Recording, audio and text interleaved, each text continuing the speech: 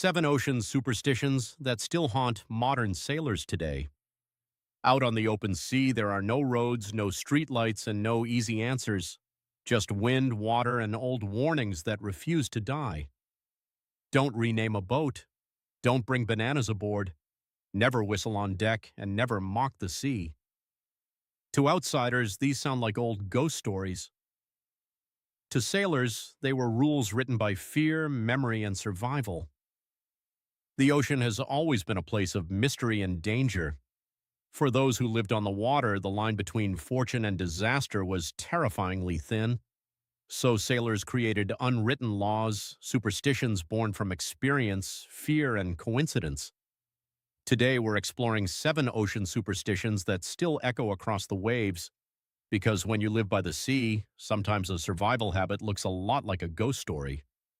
Superstition. Number 1. Renaming a boat is a bad luck. In sailor lore, few acts are more cursed than changing a boat's name. Doing so without the proper ceremony is said to invite the wrath of the sea itself. Legend claims that every vessel's name is written in a great ledger of the deep, kept by Poseidon, the god of the sea. To change a name without informing him is an act of deception that he will not tolerate. A ship without a name in the ledger is a ghost ship, invisible to divine protection and doomed to wander the waves. That's why sailors perform a denaming ceremony. Every trace of the old name must be purged before the new one is revealed. Then, an offering is made to Poseidon, asking him to strike the old name from his records. A vessel's name was its identity and its luck. If a renamed ship met with disaster, the name change was the obvious scapegoat. Superstition number 2, bananas on board. That simple yellow fruit is perhaps the most famous bad luck charm in the maritime world. Bringing a banana aboard is forbidden in many fishing and yachting circles, and the stories behind it are a mix of history and fear. The superstition dates back to the 1700s, when sailors noticed that ships carrying bananas often vanished at sea. There were practical reasons for this. Banana boats sailed at top speed to prevent their cargo from spoiling, making the water too choppy for nearby fishing. As bananas ripen, they release gas that causes other food supplies to rot. And worse, crates of bananas were known to hide stowaways like venomous spiders and snakes, whose deadly bites could strike a sailor without warning. The fruit itself wasn't cursed, but it brought real dangers with it. At sea, danger more often than not arrives disguised as an ordinary cargo. Superstition number 3.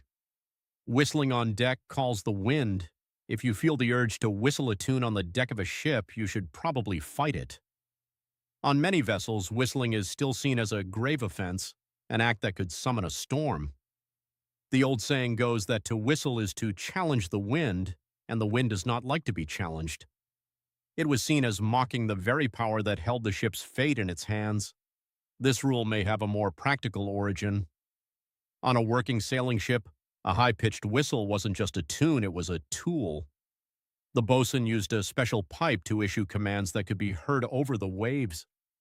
A casual whistle from a crewmate could be mistaken for an order, leading to chaos.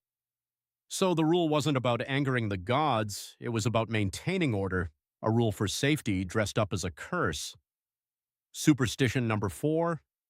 Never sail on Friday. For centuries, sailors feared beginning a voyage on a Friday. Some believed the day was cursed, tied to religious events like the crucifixion that cast a shadow over it.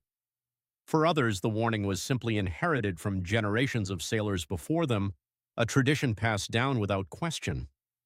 Whatever the root of the belief, the fear became a part of the maritime culture, with many captains refusing to leave port until Saturday morning. This rule gave sailors a strange comfort. If a voyage began badly, the calendar became an easy suspect. At sea, men searched for patterns wherever they could.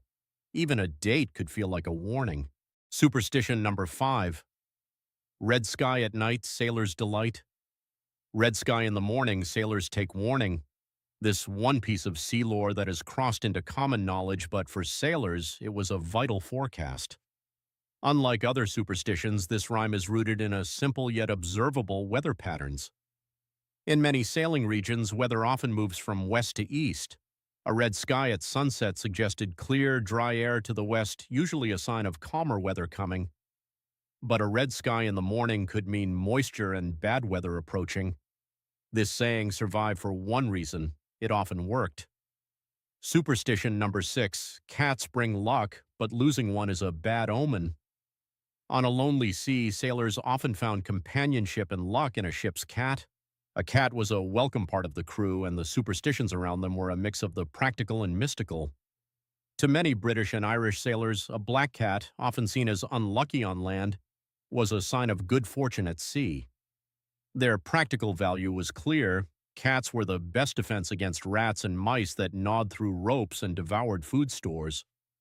But sailors also believed cats could sense bad weather, noticing their strange behavior before a storm. A sneezing cat was said to foretell rain, while a frisky cat signaled the coming wind.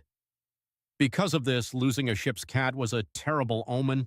If a cat fell overboard, it was believed it would summon a great storm, and if the ship survived, it would be cursed with bad luck. It wasn't just losing a pet, it was losing the ship's guardian angel. Superstition number 7, never say certain words on a ship. On a long and dangerous voyage, words have power. In some maritime traditions, words like drowned, goodbye, and even good luck were forbidden. To name a terrible fate was to tempt it.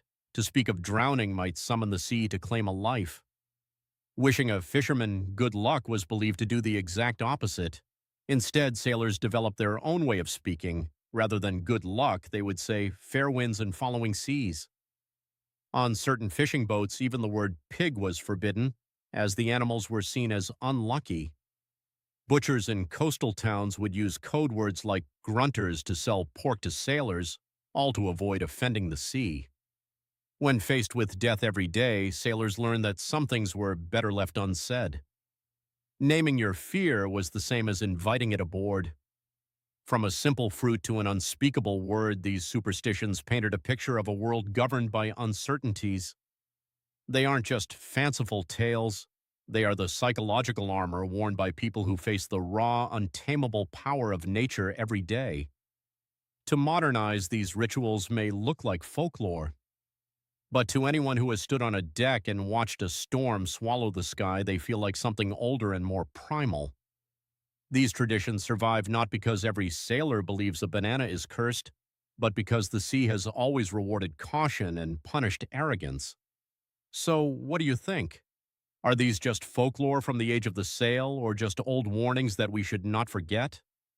Share your favorite maritime superstition in the comments below, which spooked you, and if you enjoyed this video, share, like, and subscribe to the Bluewater Arc for more such immersive stories and insights about oceans, ships, and mysteries beyond the horizon.